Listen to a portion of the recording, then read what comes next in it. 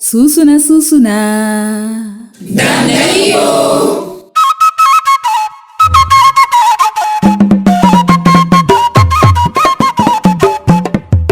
Chère famille, bonjour.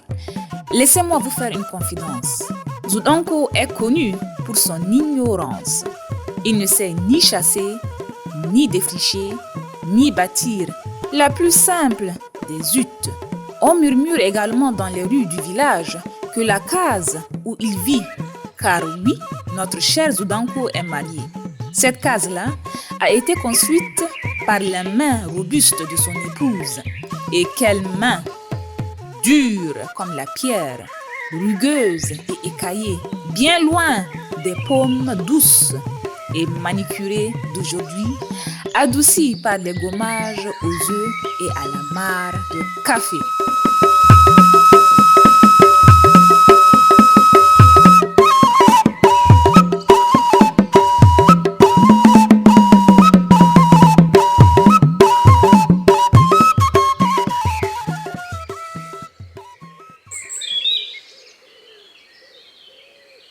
Va défricher le champ, là, je suis un peu fatiguée aujourd'hui.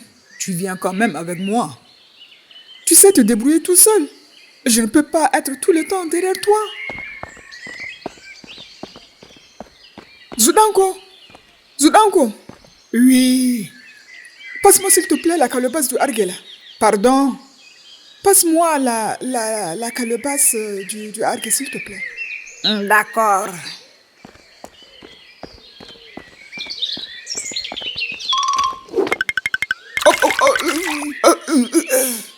Il lui tendit la calebasse qui se renverse malheureusement sur elle.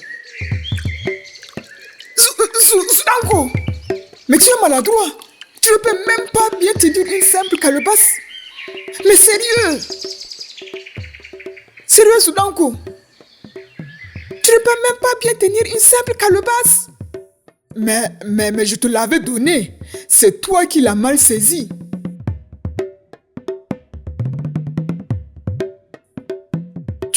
Tu veux me taper? Viens me taper.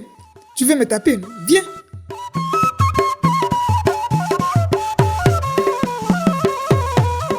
L'histoire de Zoudanko et de sa tendre épouse se passe loin d'ici. Elle se passe au cœur d'un village plein de charme. Là-bas, les cases faites de terre rougeâtre comme des nids chaleureux posés sur la terre. Des nids qui brillent agréablement sous le soleil, comme pour couver l'amour que partageaient ses habitants.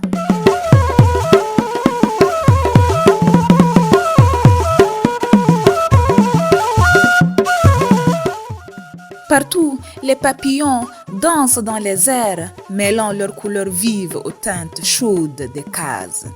Des petites bêtes qui, dans un ballet coloré, remplissent le ciel de joie.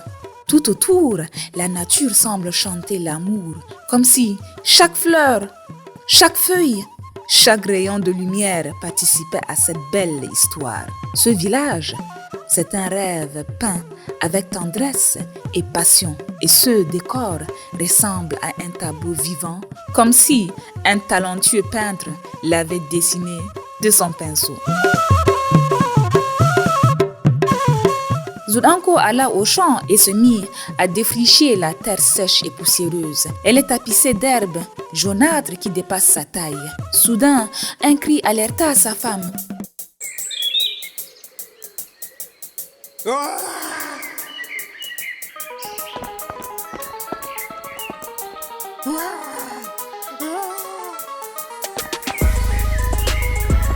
C'est quoi? C'est quoi? Un serpent. Un serpent. J'ai vu un serpent. Crie-t-il en s'agrippant sous le dos de sa femme munie d'un bâton. Où? Où? Demanda-t-elle. Ça là. Ce serpent là.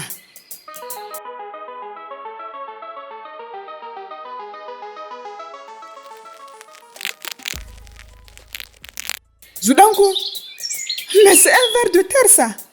Ce n'est pas un serpent, c'est un ver de terre. Ah, oui, tu as raison. Oh, ou peut-être c'est l'ombre du serpent que j'ai vu. Sérieux, Zudanko. Hey, Kantoy. Zudanko.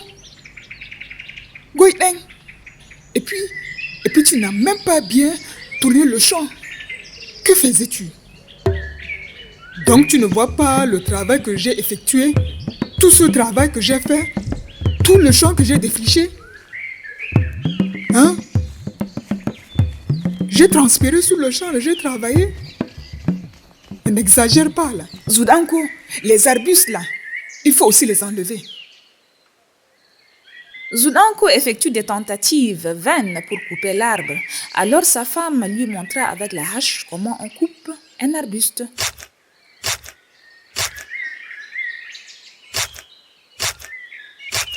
Waouh! Tu coupes bien comme ça là. Pourquoi tu ne le coupes pas carrément? Vas-y s'il te plaît. Dis-moi. Oui? Tu as appris où tout ça là? Mon père me l'a montré. Il voulait un fils, mais il ne l'a pas eu. Il a eu moi. Comme moi. Ma mère aussi, elle n'a pas eu de fille, elle a eu moi. Tu vois, on a... Ouais, tu vois. On a des points communs. Vas-y maintenant, coupe-moi l'arbuste. Mais si tu sais le faire, pourquoi tu ne le coupes pas toi-même à ma place? Zudanko! Et il finit par abattre l'arbuste. Son épouse alla dans la réserve de grains soigneusement protégée pour en prendre quelques-uns.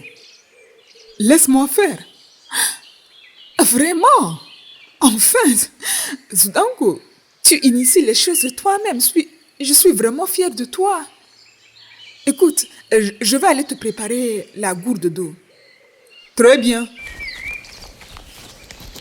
Elle lui prépara sa gourde avec soin, mais en revenant, découvrit le désordre de ses mains.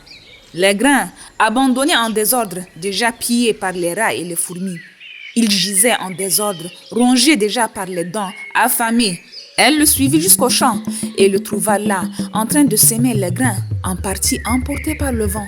Il les lançait doucement en l'air, pendant que, à ses côtés, les oiseaux et les poules picoraient les grains tombés. Et lui, paisible, continuait à s'aimer, pendant que les animaux nettoyaient le champ de leur bec aux grandes dames de son épouse, visiblement très en colère.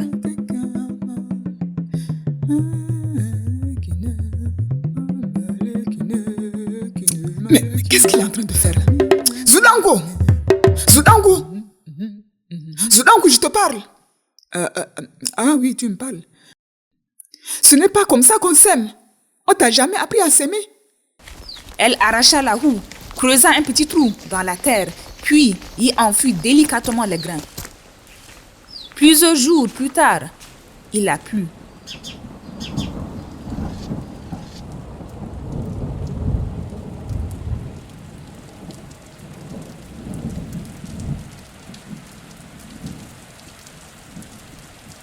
Et notre cher Zudanko découvrit avec émerveillement les premières pousses.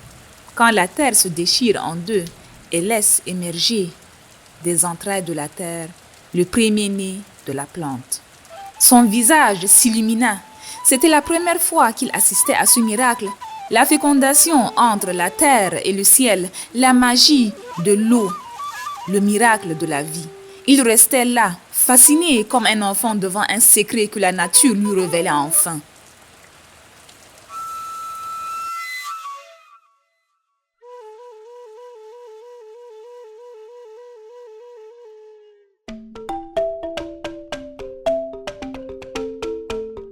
Les jours suivants, elle lui donna du casse-croûte.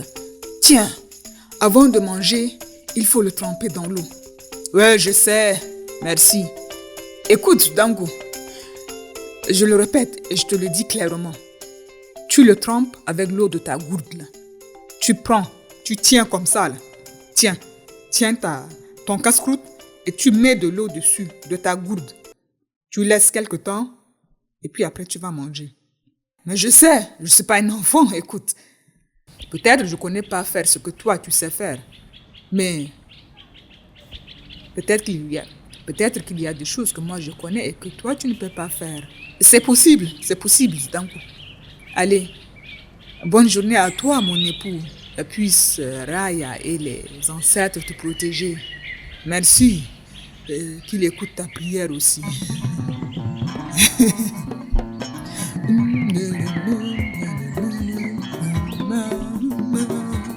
Lorsqu'il arriva en brousse, après avoir coupé quelques feuilles sauvages, la faim se fit sentir. Et sans trop réfléchir, il alla tremper sa boue de pâte de mil directement dans la mare. Oui, dans la mare, au lieu d'utiliser sa gourde, comme l'avait conseillé sa tendre épouse. À peine ses doigts effleurèrent l'eau que des poissons, attirés par l'odeur, se précipitèrent et commencèrent à lui mordiller les doigts. Pris de panique, il lâcha son panier et sa récolte et repartit en courant, éclaboussant tout. De retour à la maison, il raconta sa journée à son épouse, omettant soigneusement l'épisode des poissons. À la place, il inventa une histoire, un petit mensonge aux allures de bravoure. Juste assez pour cacher sa mésaventure et faire briller un peu ses yeux. Je voulais marcher sur le bord, là. Je n'ai pas compris. Répète un peu. Je disais, je voulais marcher sur le bord et j'ai trébuché dans l'eau. Aïe. Tu sais, je connais pas nager. Là, je sais que tu ne connais pas nager. Après tout, tu ne connais rien faire de tes mains. Viens. Hein? On va où? On va aller chercher mes ustensiles. Mes ustensiles que tu as jetés dans l'eau, là. Moi, je vais aller les chercher.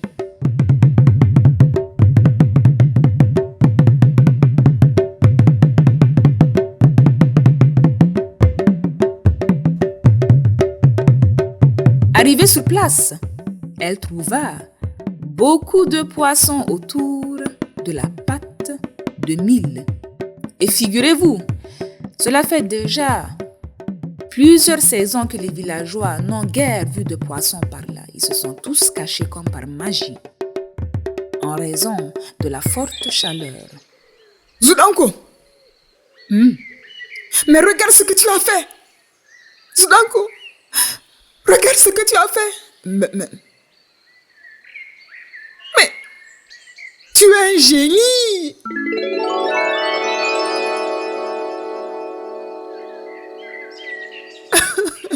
Tu es un génie, regarde ce que tu as fait. Tu as fait sortir les poissons de l'eau. On n'a jamais vu autant de poissons dans la mare. Hein? Oui, tu sais, j'ai aussi mes stratégies de pêche. Elle s'avança curieuse. Elle fut saisie par le spectacle, une véritable danse aquatique dans la mare. Elle resta un instant figée, émerveillée par cette abondance inattendue. C'était comme si la nature elle-même offrait un cadeau, un clin d'œil généreux à leur maladresse, transformée en miracle.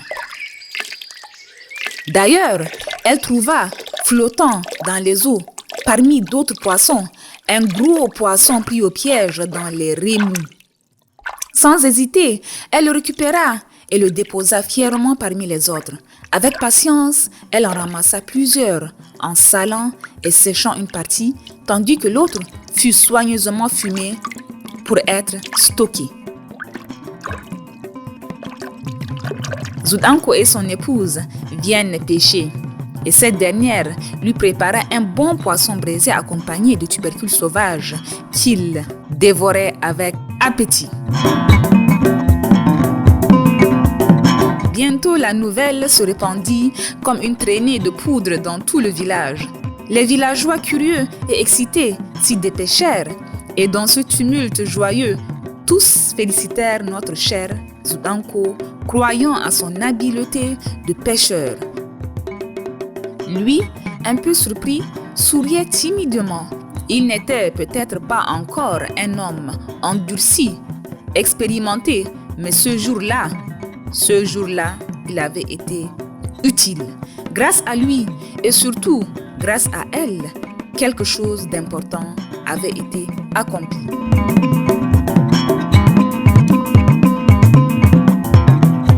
Ensemble, ils formaient un duo imparfait, mais parfaitement complémentaire. Zoudanko n'était pas fort, il n'était pas adroit, ni particulièrement courageux, ni particulièrement brave. Il ne savait ni bâtir, ni chasser, ni même s'aimer correctement les grains.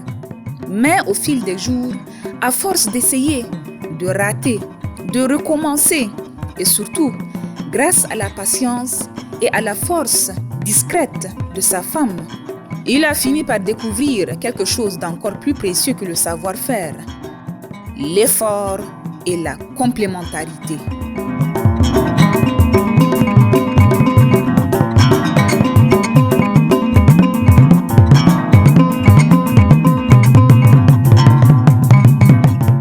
Ce jour-là, sans le savoir, Zoudanko a fait jaillir les poissons d'une mare. Par maladresse peut-être, il a déclenché une abondance. Ensemble, ils ont transformé cette chance en richesse pour tout le village. Ensemble, ils ont prouvé que même les erreurs peuvent devenir des miracles quand elles sont portées par la bienveillance et l'humilité.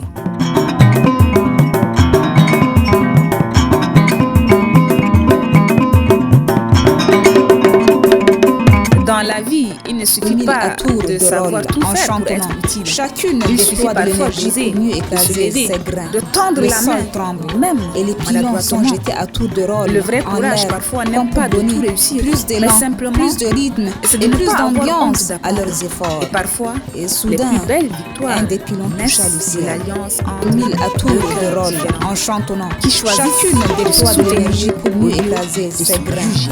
Le sol tremble et les pilons sont jetés à tour de rôle en chantonnant. Chacune déploie de l'énergie pour mieux écraser ses grains. Et plus d'ambiance à leurs efforts. Et les pilons sont jetés à tour de rôle en l'air comme pour donner plus d'élan, plus de rythme et plus d'ambiance à leurs efforts. Et soudain, un des pilons toucha le ciel.